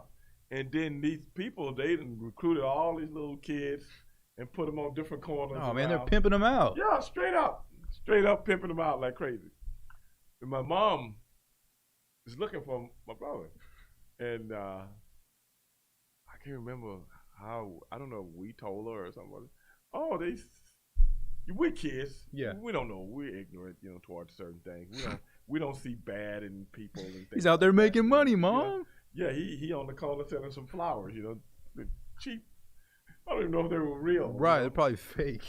I don't know. Probably rotten flowers falling apart. All they got is a stem. I can't remember, man. It was I just thought about this, thinking about it right now. My mom gets in the car, and she goes find what corner is it on. Took the money, took the flowers, made him get in the car. You know what I'm saying? Is this Booker? Yeah. Oh. Yeah. Booker was a flower boy? Man, Booker's going to be mad he told this story. Hey, dog, why you telling everybody I was selling flowers for $1, dog? He was a little kid. He didn't know. We didn't either. Like I said, we didn't see no harm in it. Hey, man, he got a good little Did he kid. get paid from it? Or did he have to give all the money back to that guy? No. My mom took the money and everything. Took the flowers and everything. And, my mom carried a pistol, man. Hey, I'm straight off the corner, man. Yeah. When your mom carried a pistol, something's about to pop off. The guy ain't coming back and get and she told the guy, hey, you want it, you come get it. You know what I'm saying? The guy was like, hey, don't pick that kid up anymore, man. His mom's crazy, I mean, man. But this is a true story, man. But just think about that today. This was down in South Park, huh? Yeah. Just think about that today. I don't know what they took. I don't know what they took my brother now. I know they was on a corner somewhere. Oh, man. How you see little kids today. Yeah. They raising money for their baseball team. Yeah. Football team or something like that. So they was using that psychology. Mm-hmm. But just alone on the corner. Yeah. And then they would take another kid. Put him somewhere else. Yeah. Take another kid. I'm sure they would pay him maybe I don't know. They gave him some, but they took majority of the pie. Oh, yeah, most definitely. You ain't put up nothing but the time. Say, hey, come back tomorrow and you'll earn an extra $1. Yeah. I mean, you got to realize, man. I wonder how long did Booker do this? He did a couple of days. He probably going to work, going to school, going all tired, taking a nap in history class. No. It was in summertime. Oh, it was in summertime. Okay. Summertime. So, he's still in elementary school. He's still a little guy at the time. So you can't have a big kid doing it. You gotta have like a little kid that kids feel. Because the big kid would just take all the money. Well, probably. And probably give the flowers to his girlfriend. I don't know. Back then we were very honest. Very honest. Yeah. Whatever you got, you could have just dropped it and ran off. They never knew. But hey, man, in those times, back in those times, man, it was, hey, man. Were they at least roses? Somebody has promised me, I'll give you $5, depending on how much you make. You make whatever, $3 or $2 or whatever. If you sell this stuff, well, hey, man, you've been taught to be loyal. You do a job. You do a job. Definitely, yeah. You know what I'm saying? So he didn't know any better, but man, my mom was hot. I mean, she was steaming, man. Because we didn't know why. Like, hey, he went with these people. These people who? Oh, some white people. Hey, I bet you Booker sold the hell out of those flowers, though. I guarantee you he did. He probably did, man. I think he did. Probably hustling out there, running by the cars. Hey, come on, here you go. Probably getting tips left and right. He probably was. I mean, I'm just thinking about it right now. I haven't thought about this in a zillion years, man. I haven't thought about this, but just for what we were just talking about. And man, I remember my mom going to get a gun and jumped in our Chevrolet Impala that we had at the time. So you guys just hopped in the back seat trying to see what happened, or I don't think I went. She probably just took off by herself. I think my sister went. I don't want to be around my mother when she's mad, man. So I don't think I went. They found him though. I don't know exactly what corner he was on, but they found him, brother. And we gotta relive that moment. We gotta put Booker back on that corner street, maybe with some red roses. They won't be for $1 though. They won't be for $1. I think it was red roses. I think that's exactly what it was. Oh man, it couldn't have been petunias or something. No, it couldn't have been tulips or daisies. That's boring stuff. You need red roses. It was red roses. Yeah, I think you're right, man. Golly, I got all about that. But man, my mom was so mad, boy. Don't you? I mean, he got the scolding of his life. He's the youngest in the family. Yeah. Don't you ever, and these people, I remember those people wanted their flowers and stuff back. And she was like, you keeping it? Yeah. She done jacked the flowers and everything, man. I'm like, golly, bro. You think those people are still in business? Brother, I don't know. I told a story about with all the civil unrest going on, and I told a story. Me and Vince do a podcast together, Black and White. Anybody out there listening, go check it out. We tackle some very serious subjects, and we were finishing the show up, and I always like to brighten the show up sometimes with a story. And I told Vince about a story that bothered me for quite some time. And I was maybe in the 7th, 8th grade or something like that. And I had never witnessed what I witnessed. When we see things today of people taping police officers doing some of the unlawful things that they do to people and taking liberties on people because they can, I witnessed that as a 12, 13, 14-year-old kid. I can't remember what grade I was in. I think, no, I was in junior high. I can't remember if I was in 7th grade or 8th grade, but one of the two. And a situation happened. What's making me think of that is what you just brought up, pertaining to my brother. So I won't tell the whole story, but what I told Vince was this. We see these things today with people taping them with their cell phones and so on and so forth. But witnessing something like that,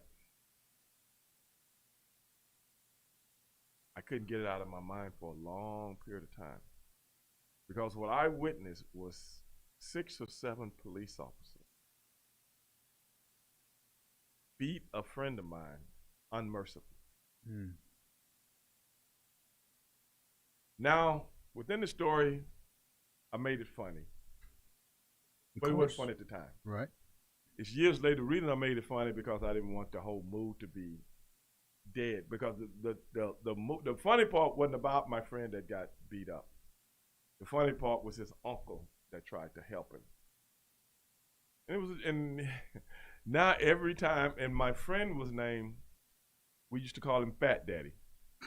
Was that a candy bar? But he's not fat. That just was his nickname. I don't know who gave it to him. Fat Daddy. Yeah, that was his name. He wasn't fat though. He just, he's pretty muscular actually. But that was his, back in the day, everybody had. Yeah, we had a big worm, whatever. Yeah, and his uncle was named Sleepy. Now every time we do a show, Vince brings up, have you got in touch with Sleepy or Fat Daddy? You know what I'm saying? Yeah. Because we want to bring them on the show. Have you got in touch? And I haven't seen these guys since I was a kid, you know what I'm saying? I don't even know where they are. And, but I told him that story. And I was like, for people that has never seen police officers beat a man, I've seen it. And I'm going to tell you something, Angel. To this day, I still remember it as vividly as it happened. Mm-hmm. I mean vivid. It's certain things people ask me about it I can't even remember. Right, yeah. But I remember this like it was, man, you got things in your mind that's etched in your mind. Yeah, and it's like vivid details. Like it's almost as if you're there, you can replay yourself being there right now. Yeah. And, people ask me stuff about my career. And people send me stuff. And do you know I can't even remember it? How did you feel when you won your second title? You're like, what title? I don't remember. They all go together. I mean, I tell people that. I don't remember. I'm doing an interview with a guy, and this is true. You bring that up. A guy, just doing a podcast with a guy about a month or two ago. And he started asking me stuff like that. I said, brother, I don't know. And then he started telling me every title and every date. Oh, no. 10 times. Now, ask me how many I actually remember. How many do you think I actually remember? Maybe one. Three. I remember your three. First, your last. No, you have to tell me what they are. I gotta tell you what they are. Okay. Yeah, if you're not I gotta search what Google real quick. Other than that, I don't remember, bro. Yeah. I mean, and I was trying to tell him that. I said, I'm not one of those guys that can chronicle things that I did. Mm-hmm. I don't know why. I guess maybe I just wasn't focused. I was focused on what I did, but when it was over, it was over. Mm-hmm. If you know what I'm saying. Yeah, you clock in, clock out. Yeah, because I'm like, brother, you're on the road 300 and some days a year. Yeah. So it starts to get repetitious. Yep, I can see that. And that's the part people don't understand, man. And once things get repetitious, man. Now, my brother, on the other hand, I remember one day he was like, hey, man, we won the title 6 times. We on the road. And I'm like, we did? We still got them? Are they in the back? He said, yeah, you remember the one with so-and-so? Mm-hmm. And I'm like, yeah. You remember the one we did? Yeah. And I'm like, yeah. And you remember when blah, blah, blah? And I'm like, yeah. And you remember blah, blah, blah? And I'm like, so then my brother goes to the producers and the announcers and start telling them, start calling us the 6-time tag team champ. And if it wasn't for him, we're just the tag team champions. I'm like, yeah, 6 times, you know, man. Yeah. But other than that, brother, I didn't know if it was 6 times or 1 time. But hey, man, another great show right here on EdgeRadioTV.com. Everybody that's watching on EdgeRadioTV.com, appreciate everybody rolling with us. World's Most Dangerous Podcast that I do. I want everybody to listen to that. It's called the same thing as the radio show, so look that up. And like I said, man, basketball is here. Lakers and Rockets tonight. Who you got?